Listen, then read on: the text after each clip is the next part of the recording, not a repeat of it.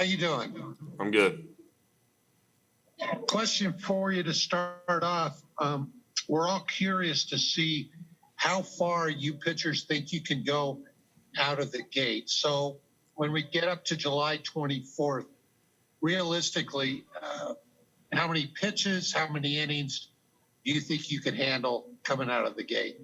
For me personally, with the workload that I've been taking on, during this quarantine and leading up to spring training, and what we have set out over the next 3 weeks for pitchers and myself, I'll feel comfortable, coming out of the gate, trying to eat, 5 innings, somewhere around 75, 85, 90 pitches. Obviously, that's going to depend on how the game's going, but my goal is to feel comfortable first game back to eat 5 innings, maybe six innings for my team.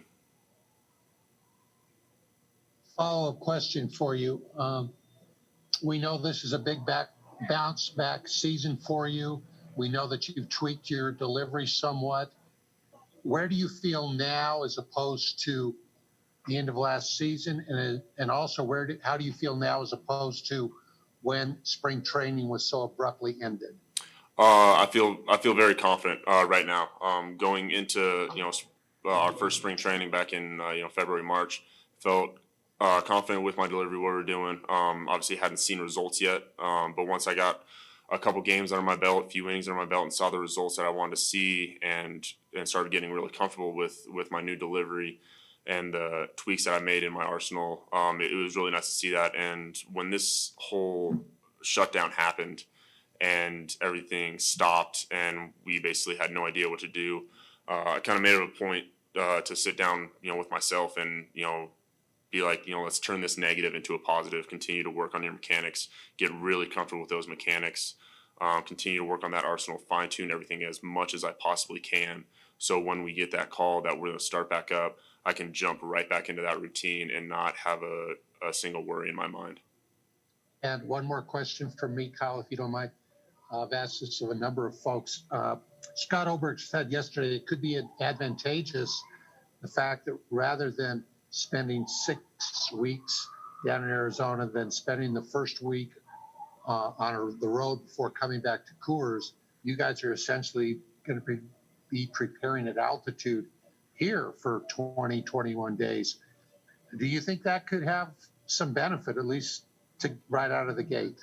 Absolutely. I feel if guys, take altitude seriously and how your body responds here, and everyone goes about, proper training, proper hydration, proper rest, and getting their bodies right in this altitude. I mean, it shows. I mean, look at, Olympic athletes, they come to Colorado Springs to train just because of high altitude. So I think we will have somewhat of an advantage to that, especially, going back to places that are at sea level.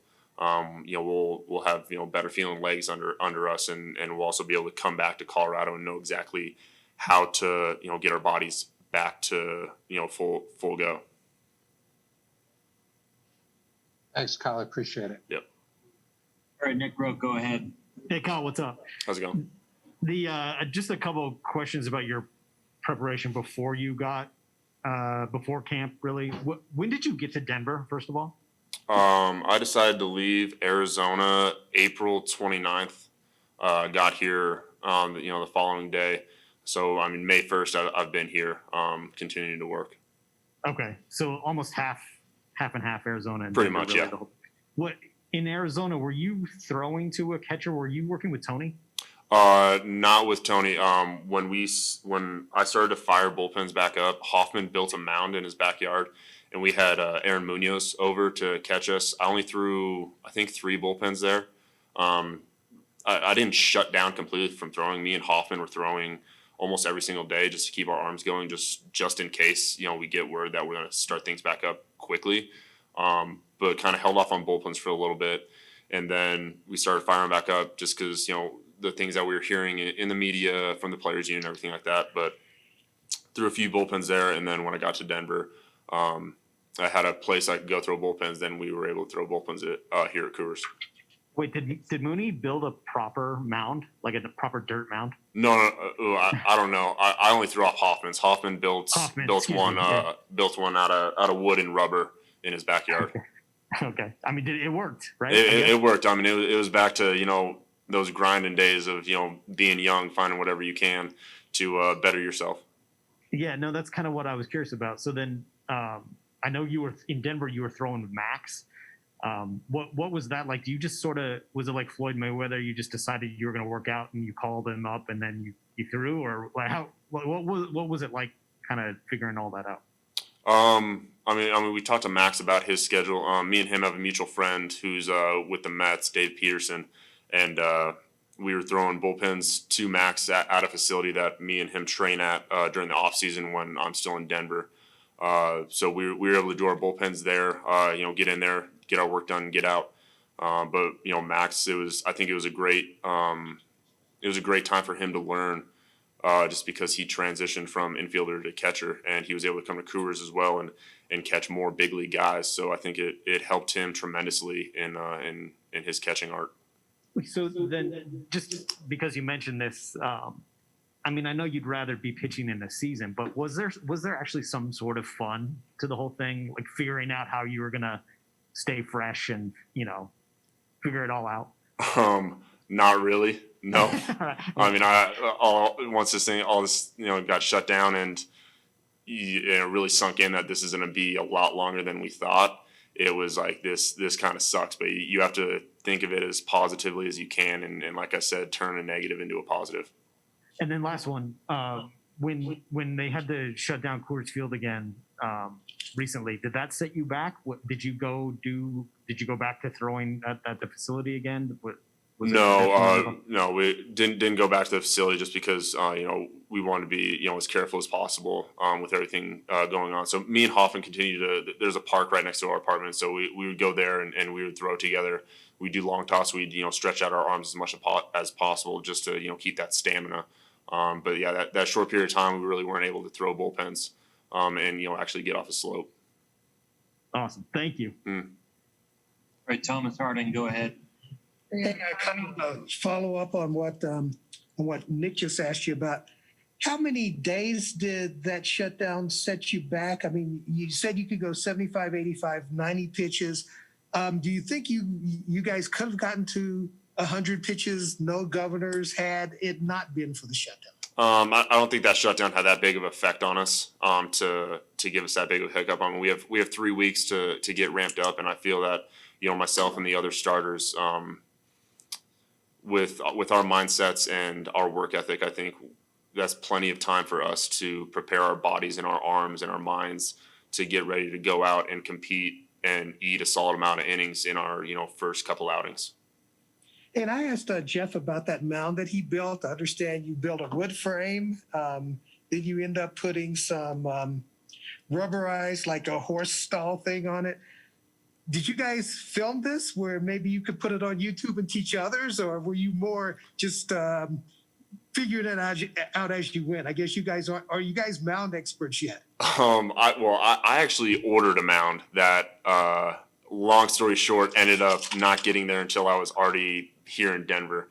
But Jeff decided to go on the internet and find plans on how to properly build a mound, and he went out and bought all the stuff, built it up.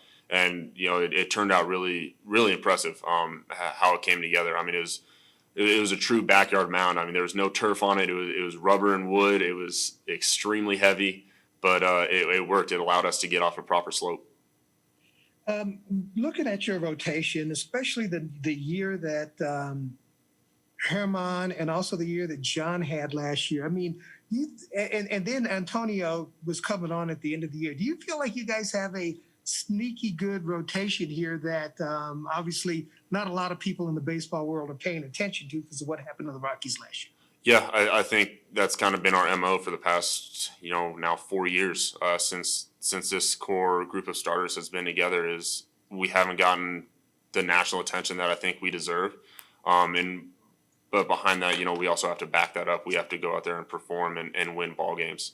But this core group of starters that we have, I think if we're able to put everything together, all 5 of us, and prove that we are a top-notch starting rotation that can win day in and day out. Thank you. Okay, Nick Rothschild, go ahead. Hey Kyle, the Rockies picked up a couple young pitchers from Colorado, Case Williams and Blake Goldsberry this offseason. I'm wondering if you've talked to them at all, or what would you say to guys like that? And also if you feel any sort of call to mentor them, because they're in essence following in your footsteps. I mean, first and foremost, I'd just like to welcome them to this organization, and we're happy to have them. Especially me being a Colorado kid myself, I'm excited to meet them. I have yet to talk to them.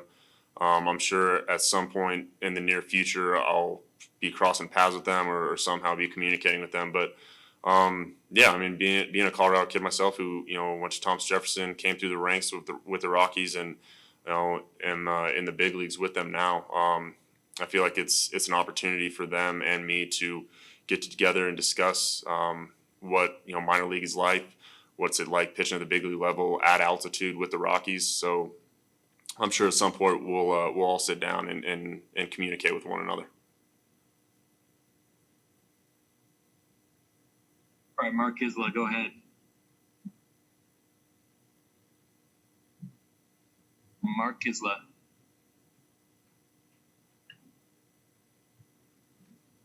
All right, we're going to go to Patrick Saunders now. Patrick, go ahead. Hey, Kyle, I know you and Jeff Hoffman are very close, personal friends, and also obviously teammates. Steve Foster was mentioning this morning that he's very high on Jeff being able to put it all together. We all know what the talent he possesses. You've always been very candid about what you think Jeff can do, but what he needs to do to take that next step.